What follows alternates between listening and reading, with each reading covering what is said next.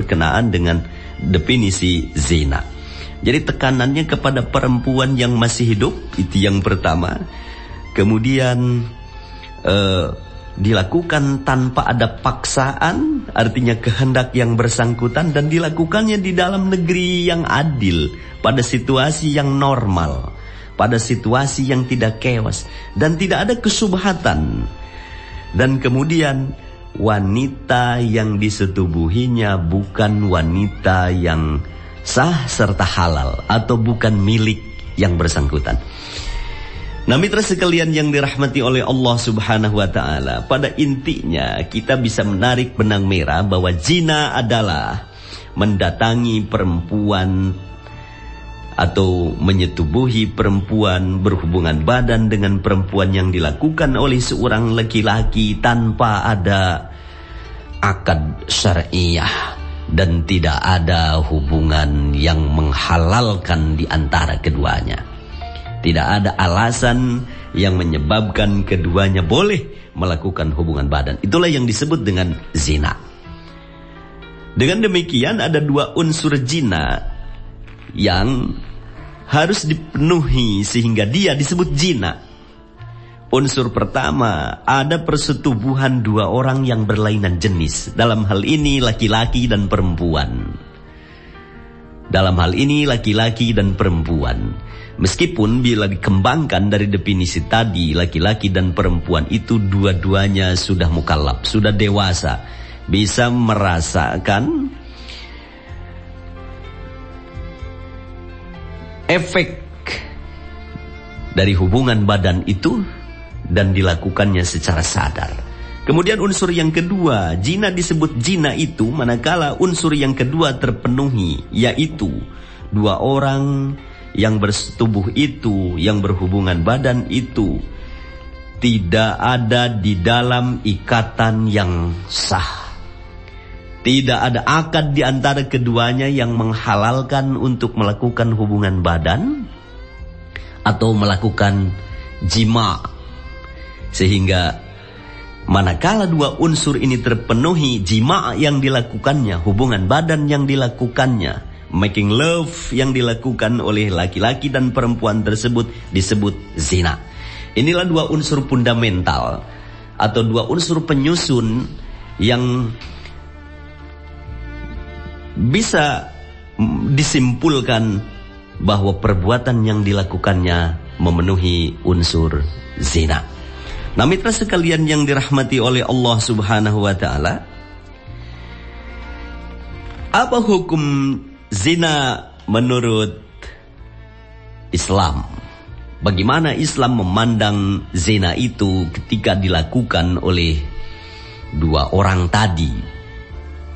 Secara jelas dan tegas, Islam memandang bahwa hukum zina adalah dosa besar. Sebuah kekejian yang besar, kekejian yang luar biasa, sehingga masuk pada kelompok dosa besar. Merujuk kepada Al-Quran surah Al-Isra, zina ini terlarang, perbuatan yang sangat terlarang dan berdosa besar, haram hukumnya.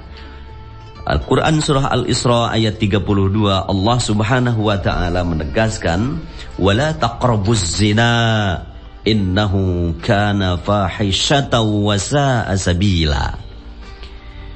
Janganlah engkau, janganlah kalian, janganlah kamu semua mendekati zina.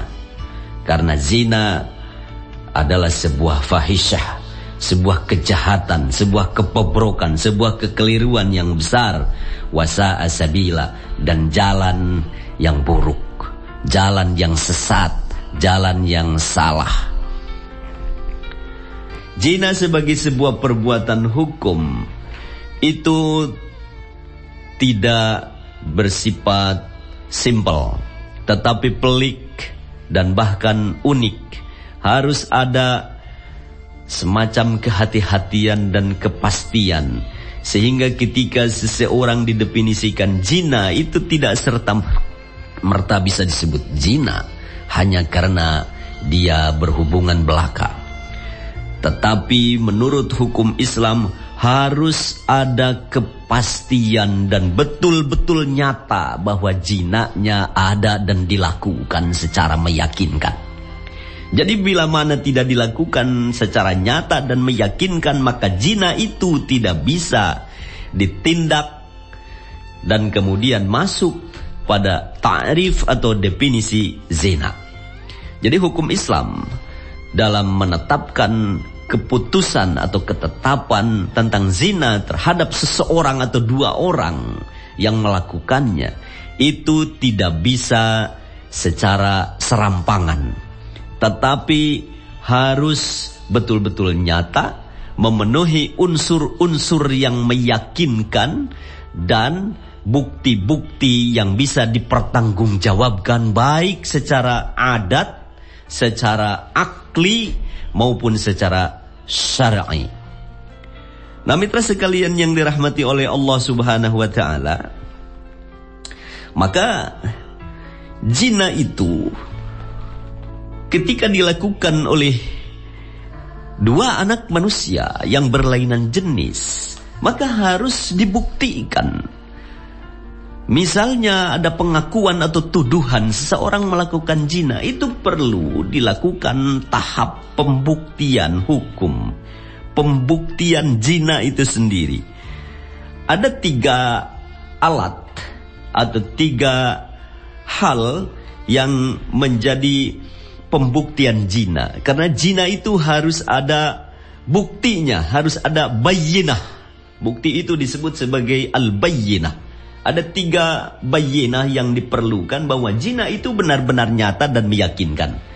Sehingga nanti ketika vonis dijatuhkan, tidak menjatuhkan vonis yang salah dan meragukan. Apa pembuktian terkait dengan zina ini? Di dalam hukum Islam sekurang-kurangnya dalam pembuktian zina itu ada 3 hal yang perlu diketahui. Pertama, ada pengakuan secara jelas dari yang bersangkutan bahwa yang bersangkutan itu telah melakukan hubungan badan, telah melakukan jima di antara keduanya, dan pengakuan itu diakuinya secara jelas, secara sharih. 4 kali dia mengatakan, benar, kami telah melakukan hubungan badan. Pengakuan ini menjadi pembuktian zina yang pertama. Kemudian yang kedua, mitra sekalian yang dirahmati oleh Allah Subhanahu wa taala, pembuktian zina itu harus dibuktikan oleh kesaksian saksi. Dan saksinya juga tidak cukup 1-2 orang. Kesaksian terhadap perbuatan zina itu harus disaksikan oleh 4 laki-laki muslim yang adil dan merdeka.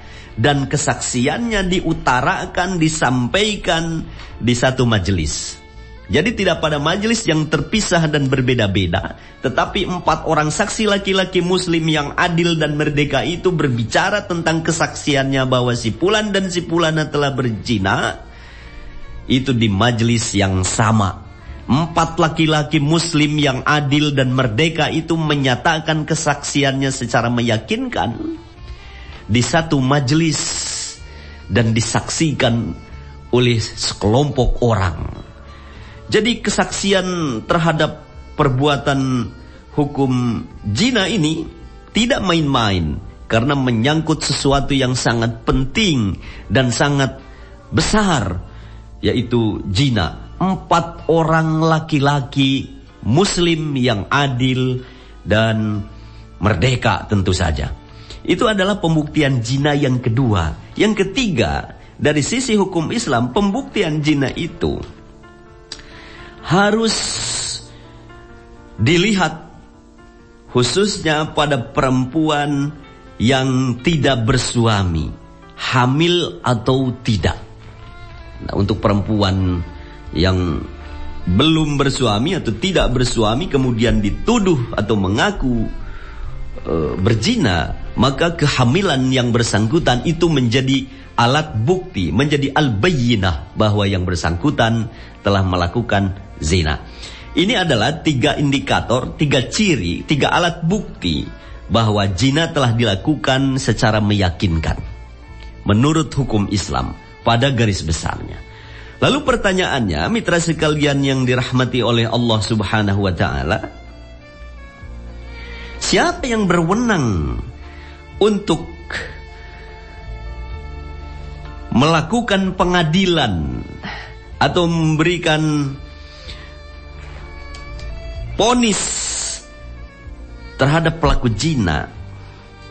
Di dalam sistem hukum Islam, yang berwenang untuk menjatuhkan vonis terhadap orang yang melakukan zina dan memberikan hukuman itu adalah negara, pemerintah. Dalam hal ini adalah mahkamah syariah. Mahkamah syariah mewakili negara atau pemerintah. Dia berwenang dan memiliki otoritas untuk memutuskan sanksi atau hukuman yang diberikan kepada pelaku perzinaan. Nah, di dalam sistem hukum kita dan dalam sistem peradilan di kita itu tentu berbeda. Dan hal-hal yang berkenaan dengan ini itu diatur lebih lanjut oleh aturan perundang-undangan. Mitra sekalian yang dirahmati oleh Allah Subhanahu wa taala, lalu sanksinya apa tatkala yang bersangkutan laki-laki dan perempuan melakukan zina dan terbukti melalui prosedur pembuktian yang tadi ada terpenuhi bayyinah yang diminta oleh hukum syara, dan yang berwenangnya jelas adalah pemerintah. Lalu pemerintah memberikan mandatnya kepada siapa, itu aturan yang teknis. Nah, jadi tidak boleh ketika ada zina dilakukan di kalangan masyarakat, lalu kemudian masyarakat menghakimi sesuka-sukanya. Itu tidak boleh, karena itu tidak menunjukkan sebuah tertib hukum dan kepastian. Masyarakat tidak boleh melakukan pengadilan atau penghakiman terhadap pelanggaran yang dilakukan oleh seseorang atau 2 orang yang melakukan zina. Tetapi mesti diserahkan kepada negara, kepada pemerintah, kepada hukum. Dan hukum nanti yang akan berbicara dan memberikan sanksi atau memberikan hukuman terhadap yang bersangkutan yang melakukan zina. Nah, sanksinya apa dari perspektif hukum Islam, mitra sekalian yang dirahmati Allah Subhanahu wa taala? Berbicara tentang sanksi menurut hukum Islam terhadap perbuatan zina yang dilakukan oleh seorang atau 2 orang yang berzina. Karena zina di dalam hukum Islam termasuk pada kelompok tindak jarimah. Tindak jarimah itu adalah tindak kriminal, perbuatan yang jahat. Maka sanksinya adalah hudud. Sanksinya adalah penegakan hukum, yaitu tergantung kepada kategorinya. Zina di dalam Islam dibagi menjadi 2. Yang pertama, ada yang masuk pada kategori zina muhsan, dan yang kedua yang masuk pada kategori zina ghair muhsan. Zina yang muhsan itu apa, mitra sekalian yang dirahmati Allah? Zina muhsan itu adalah zina yang dilakukan oleh orang yang sudah memiliki pasangan yang sah, sudah menikah, dan pada posisi dia beristri atau bersuami, lalu melakukan zina. Maka zina yang dilakukan oleh orang yang sudah memiliki pasangan itu, baik laki-laki maupun perempuan, zinanya masuk pada kategori zina muhsan. Apa sanksinya bagi pelaku zina muhsan ini? Di dalam hukum Islam, sanksinya adalah rajam. Rajam itu apa? Rajam adalah hukuman bagi pelaku zina muhsan dengan cara dilempari batu sampai dengan meninggal. Dahsyat sekali dan luar biasa sekali. Hukuman rajam ini mengerikan. Jadi betapa perbuatannya keji dan kemudian akibat hukumnya juga mengerikan. Kemudian kategori yang kedua adalah kategori ghair muhsan. Ini sanksinya berbeda dengan zina muhsan. Jika zina muhsan tadi dirajam, dilempari dengan batu sampai meninggal, maka zina ghair muhsan, yaitu zina yang dilakukan oleh orang yang tidak ada pada status punya pasangan, laki-laki tidak beristri atau perempuan tidak bersuami, maka kemudian yang bersangkutan melakukan zina, itu masuk pada kelompok atau kategori ghair muhsan, maka hukumannya adalah cambuk. Didera dia, dicambuk dia sebanyak 100 kali. Al-Quran surah An-Nur memberikan penegasan bahwa terhadap pelaku zina ghair muhsan ini harus dicambuk, harus didera sebanyak 100 kali. Az-zaniyatu waz-zani fajlidu kulla wahidin minhuma mi'ata jaldah.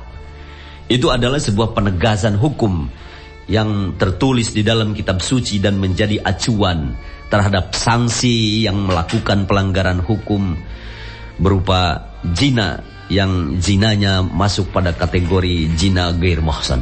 Jadi ini juga adalah sesuatu yang sangat dahsyat.